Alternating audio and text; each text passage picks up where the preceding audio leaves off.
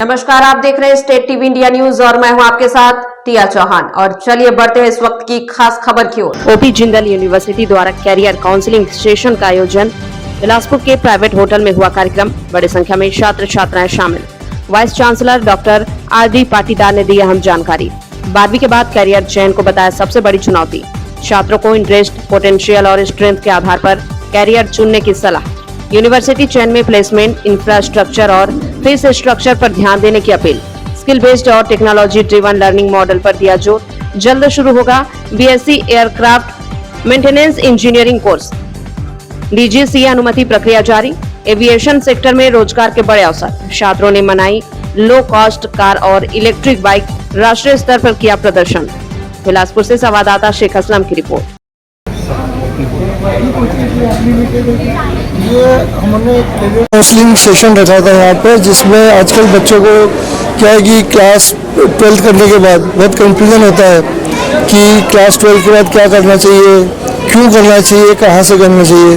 तो उसी पर एक कैरियर कार्यशाला का आयोजन किया, जिसमें हमने बच्चों को बताया कि आपको अपने पोटेंशियल को पहचान के, अपने इंटरेस्ट, अपने स्ट्रेंथ को देखते हुए, फैमिली सर्कमस्टेंसेस को देखते हुए कोर्सेज का चयन करना चाहिए।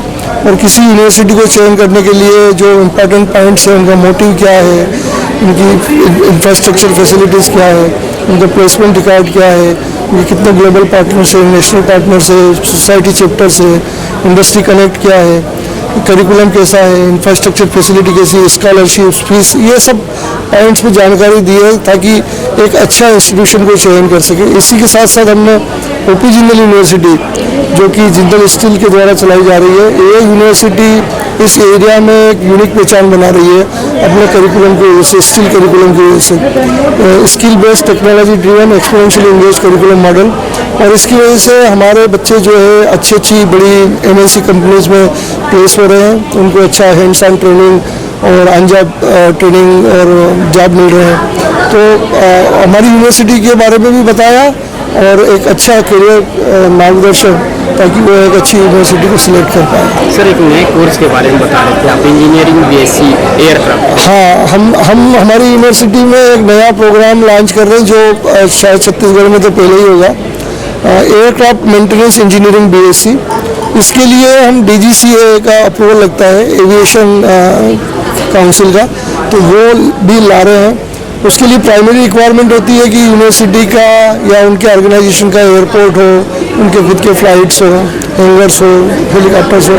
तो ये जिंदल ग्रुप के पास, चूँकि रायगढ़ में हमारी यूनिवर्सिटी के पास ही प्लांट है, तो ये फैसिलिटी अवेलेबल है। इसलिए हमारे मैनेजमेंट ने डिसाइड किया कि इसकी डिमांड भी बहुत है। जिस हिसाब से आज देश में पूरे एयरपोर्ट बढ़ रहे हैं, एविएशन कंपनीज और जो जहाज़ों की संख्या बढ़ रही है, तो उनका ऑफकोर्स मेंटेनेंस की ज़रूरत बहुत ज़्यादा है। तो उसको देखते हुए, ध्यान में रखते हुए हमने BSc aircraft maintenance engineering programme launch किया है। सर, एक जानकारी और दे रहे थे कि विद्यार्थियों के द्वारा बहुत कम खर्चे में एक कार बनाया गया।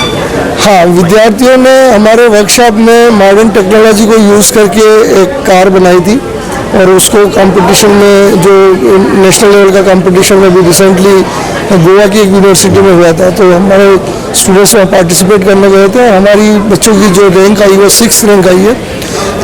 इसके अलावा हमारे बच्चों ने इलेक्ट्रिक बाइक, गर्ल्स स्टूडेंट ने भी एक बाइक बनाई, बॉयज़ ने भी एक बाइक बनाई। और रिसेंटली अभी एनसीआर की गलगोटिया यूनिवर्सिटी में कंपटीशन हुआ था, उसमें वो पार्टिसिपेट किया था। Thank you so much.